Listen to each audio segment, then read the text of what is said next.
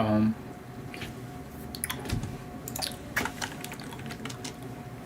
I'm streaming, okay? But don't tell him.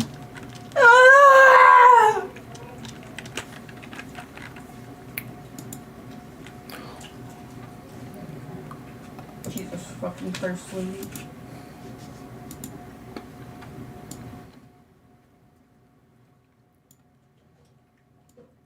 Okay, beautiful.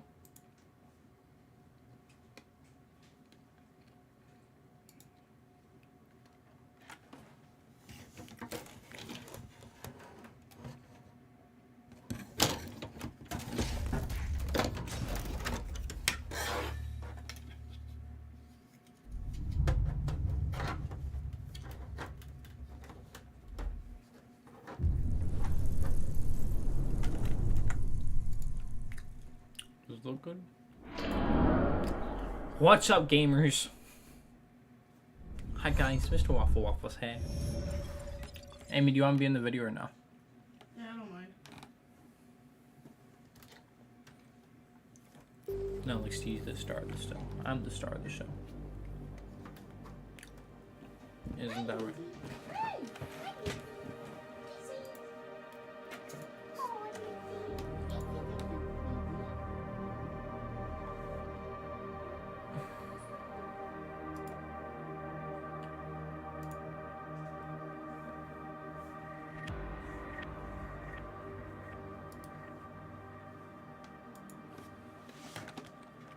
What are my hotkeys?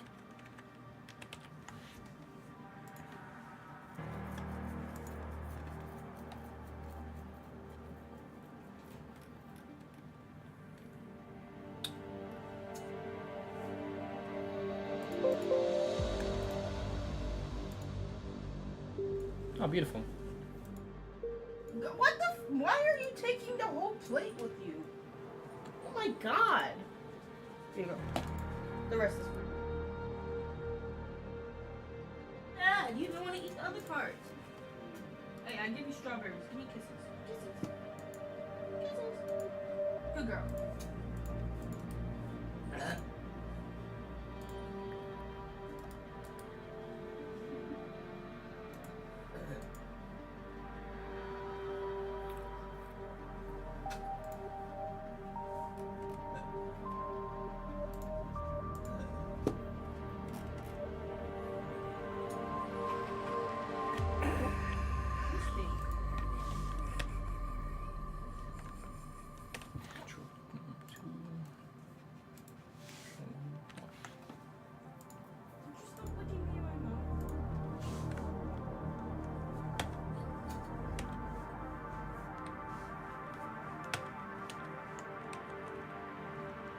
It's perfect.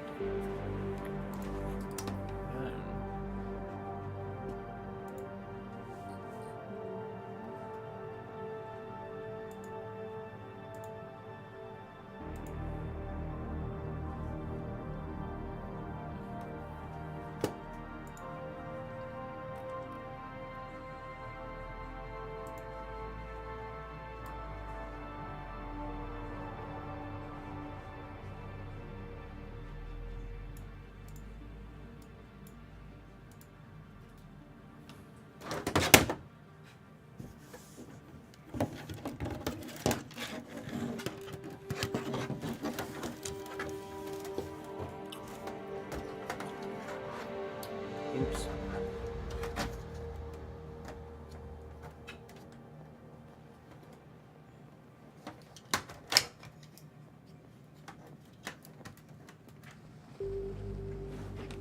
This is one girl that Penguins was like reviewing, and she was like playing Fortnite, and then like there's like an ass cam of her, and the ass cam was actually the footage of Fortnite, because it was going through a green screen. So it was just a green screen on her butt cheeks, and that was the game. What the fuck? Yeah, yeah. So people would have to look at her butt cheeks to see the game.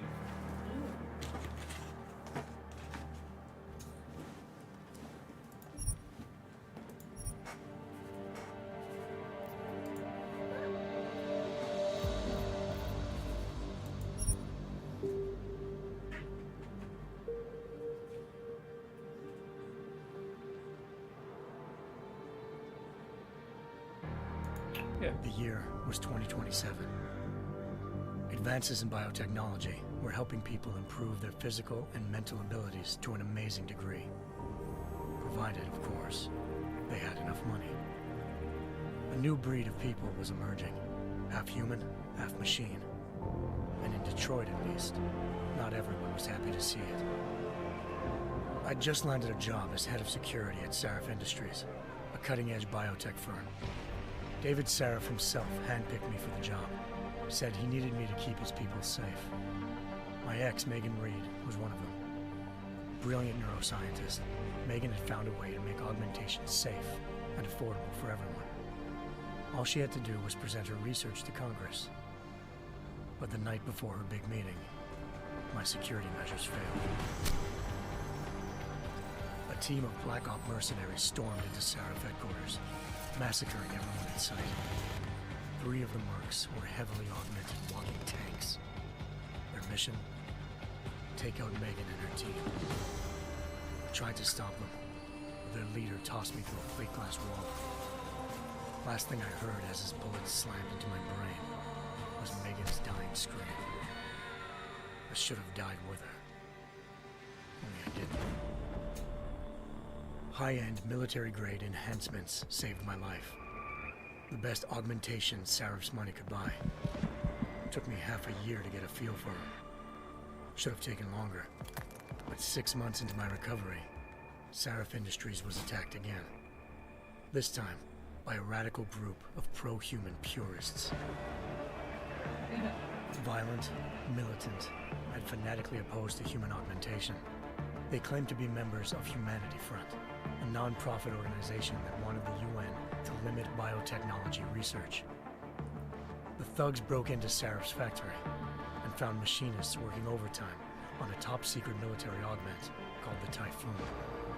Sarif sent me to retrieve it, and when I did, I found one of the so-called purists next to it, wired with cerebral implants, trying to download its classified specs. Obviously, something more was going on. The Aug killed himself before I could question him. Sarif ordered me to dig deeper, so with the help of Frank Pritchard, Sarif's head of cybersecurity, I did. Turns out a second hacker had been controlling the Aug's actions from somewhere off-site. Pritchard and I tracked his signal to a secret FEMA internment camp in Detroit. The Black Op mercenaries were there. The same mercs who'd left me for dead 6 months before. Figured they'd try again when they saw me. Wasn't so easy for them this time. I took out the tank named Barrett. Even got him to give me a new lead. A penthouse apartment in China. Of course, we both knew it would be a trap in the end.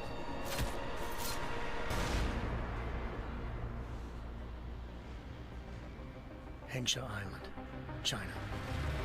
Home to a city so crowded, they had to build a second city on top of it. Trying to find clues in Hengsha wouldn't be easy. Lucky for me, I wasn't alone. Farida Malik, Sarif Industries' ace pilot, had lived in Hengsha before. A good person to have on your side. She knew enough about the place to get me around. Malik dropped me in the lower city, close to the penthouse Barrett had told me about. Bell Tower Associates, a private security firm under contract to the Chinese government, had agents tossing the suite when I arrived. Just not for the reason I'd been expecting. Turns out the man who lived there was a criminal hacker named Van Bruggen. The same hacker who'd been remotely controlling the AUG in Sarif's factory. Van Bruggen's panicked decision to force the man to commit suicide had been a mistake. Now his mercenary partners were gunning for him, and I needed to find him before they did. Locating Van Bruggen meant playing nice with the Triads, Hengsha's organized crime lords. They had the hacker holed up inside a low-rent capsule hotel. By the time I found him, Van Bruggen had no qualms giving up the woman who hired him. Zhao Yunru, president of the Taiyang Medical Corporation. According to Van Bruggen, Zhao wanted to monopolize the augmentation industry and had hired Black Op mercenaries to destabilize her competition. Sarif Industries was at the top of her list.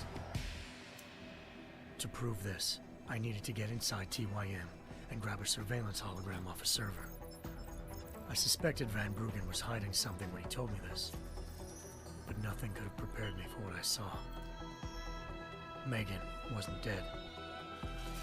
She and her 4 best researchers had been kidnapped, spirited away somewhere while their kidnappers made it look like they were dead.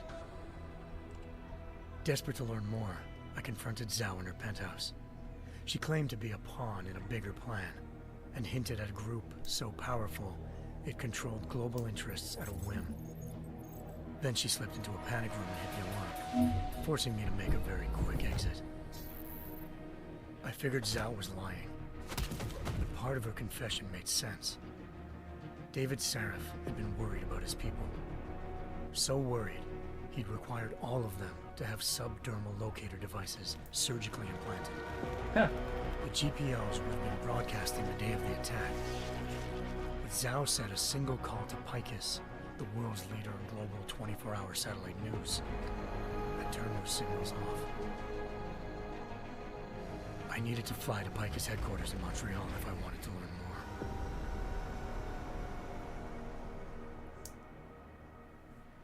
Eliza Cassan, Picus Communications' First Lady of News. Malik thought I was reaching when I told her Eliza was involved in this.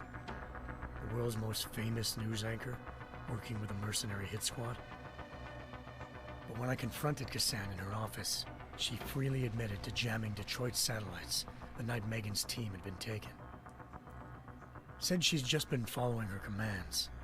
I suspected she wanted to say more. But Black Op mercenaries showed up looking to shut us both down. And just like that, the Eliza I'd been talking to disappeared. The Mercs were led by an augmented killer I'd crossed paths with twice before. Fedorova, a woman who'd made silence her best friend. She waited for me to track Eliza's transmission to a secret server room underneath the Picus complex, then jumped me from behind. A deadly fight ensued. I made sure she never moved silently again. With Fedorova down, and no one left to keep Eliza quiet, she reappeared. Turns out Picus's First Lady of News wasn't a lady at all. She was a sophisticated AI program, engineered to monitor data streams and control what people believed. Eliza told me the Mercs had brought in a Humanity Front doctor named Isaiah Sandoval to remove the scientist's implanted tracking devices while Detroit's satellites were down. She also told me to speak to David Sarif if I wanted to learn more. By the time Malik and I got back to Detroit, tensions between normal and augmented citizens had reached a flashpoint. Riots were breaking out in several cities, and the UN was being urged to intervene. Sarif was trying hard to convince Hugh Darrow, the inventor-turned-philanthropist who'd once been a leading proponent of enhancement technologies, to help stop a possible regulatory vote. Sarif had a lot riding on Darrow.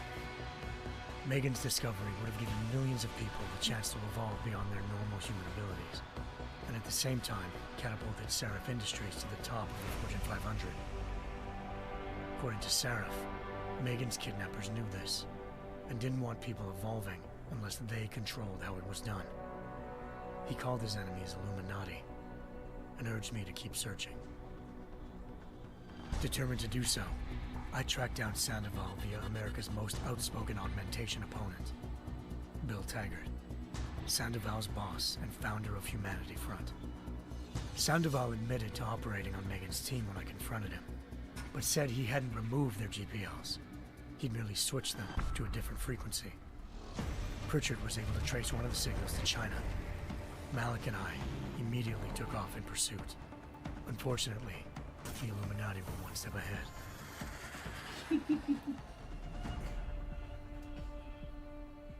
Ambushed.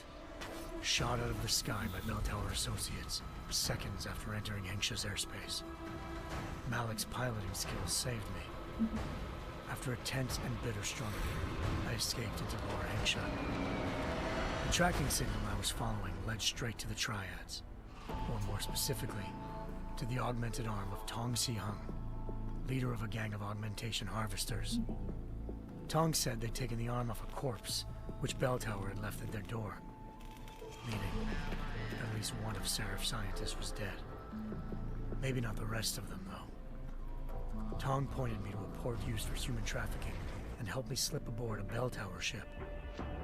It was sailing to Rifleman Bank Station, a military base in the South China Sea.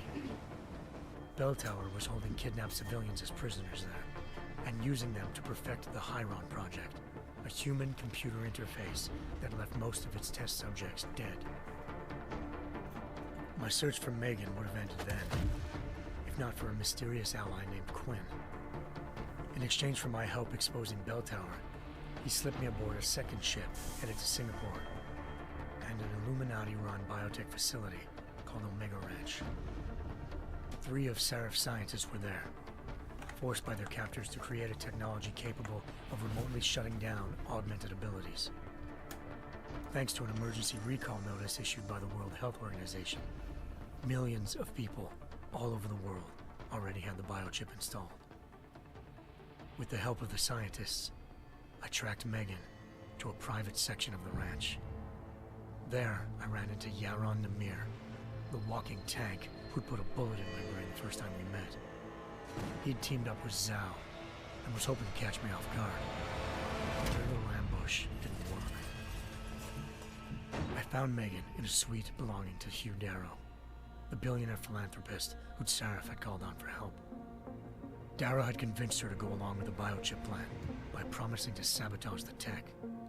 As she was explaining this, Darrow appeared in a global broadcast, telling the world that augmentations would be the death of mankind. Then he activated the biochips to prove his point. All over the world, augmented people flew into a killing frenzy.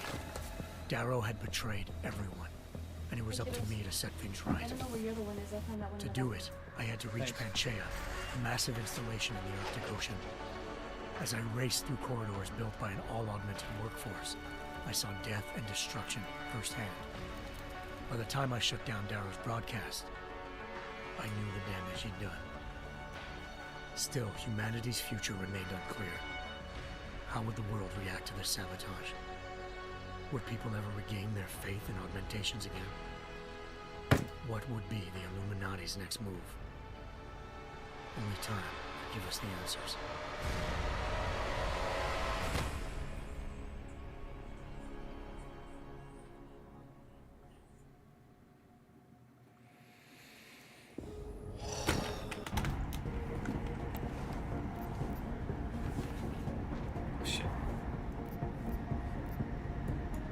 We've got a UC in there.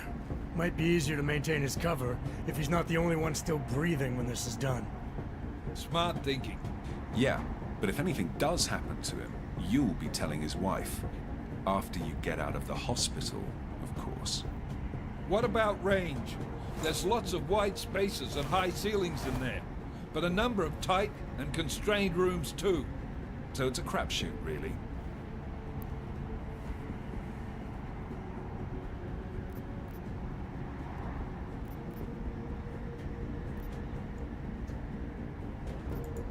Well, I'm not looking to play dice with anyone in there. Give me something with distance. Your call. Less chance of being seen and compromising Singh that way. One last thing, Jensen. Singh said that Jin are using some sort of portable Wi-Fi device to boost communications. He's got a better chance of maintaining cover if you disable it. I'll keep an eye out for it. But aren't we on the clock here? You said there's a sandstorm moving in. There is, and we got the intel on this mission at the very last minute. So we're scrambling a little. If it comes to it, your #1 priority is keeping the Jinn out of that atrium. Copy that. Time to put away your happy thoughts, gentlemen. We're approaching the target building. You're up first, Jensen. Let's do this. Task Force Actual. This is Knife Leader. Engage Hush drives and descend to Angels 1-5.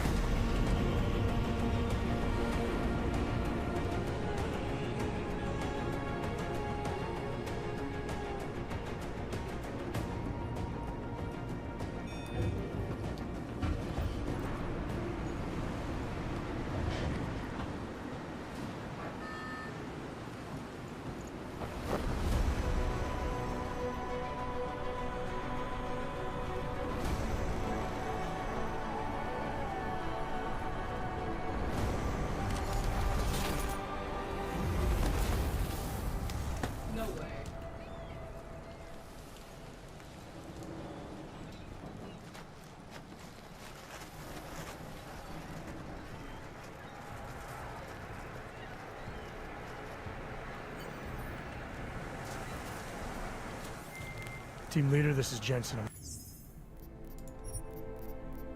Wow.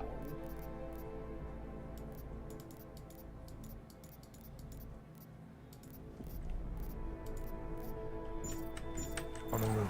Solid copy. Move into the building. The access route you need to block is at the far end of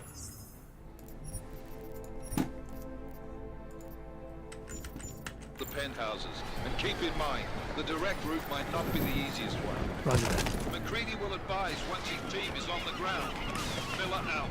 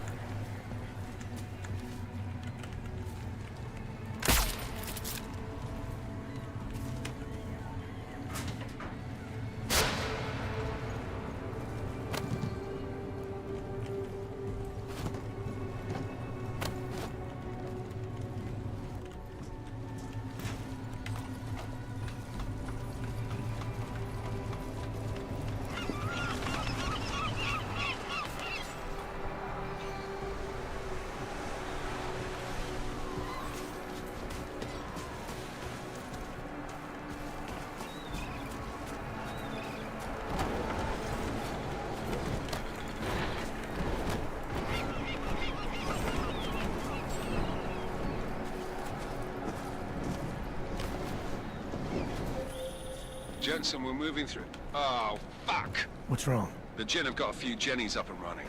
Gonna have to hack keypads. You should enjoy it, McCready. They have colors and shapes. Just remember, red means bad. Fuck you.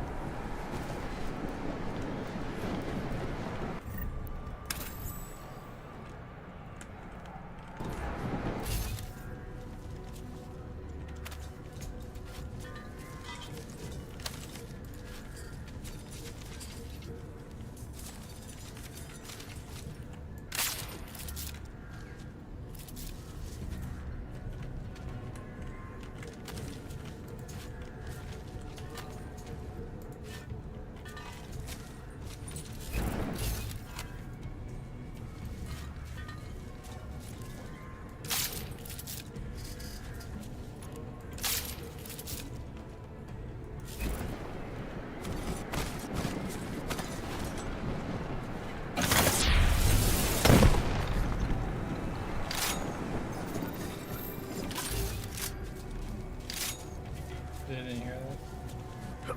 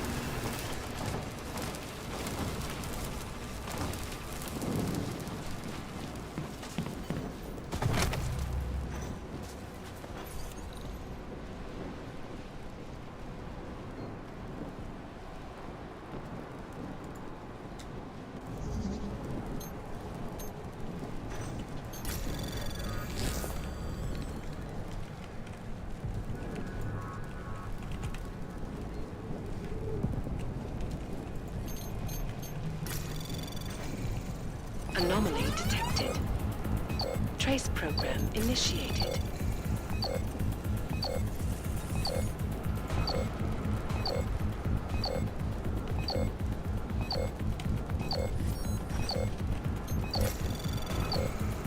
Access granted.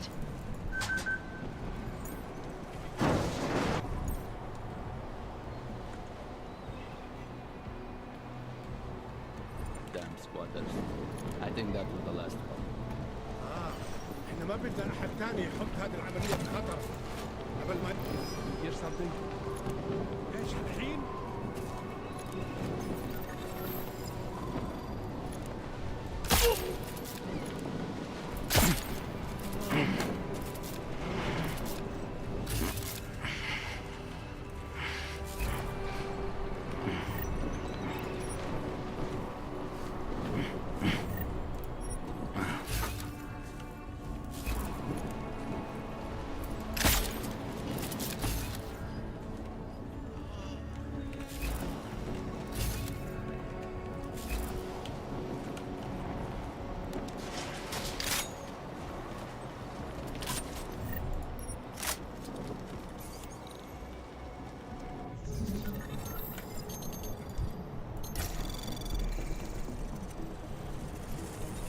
Anomaly detected. Trace program initiated.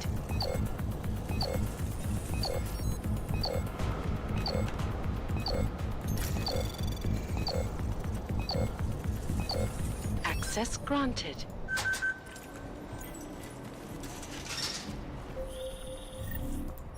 Jensen, Mac, listen up.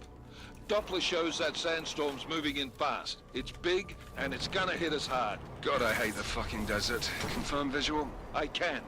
Time is not on our side. Copy that. Solid copy.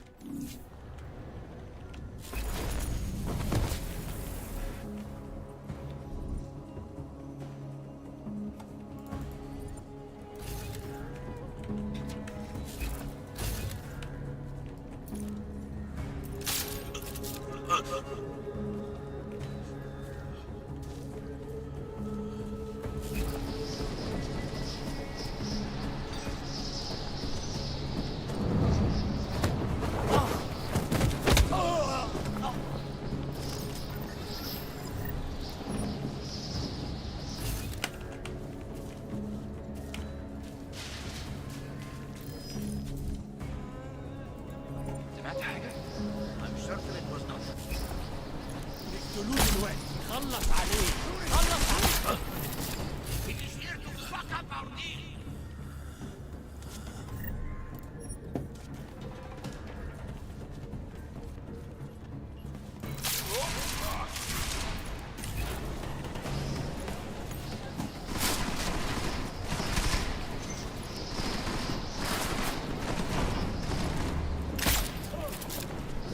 خليك مكانك هناك.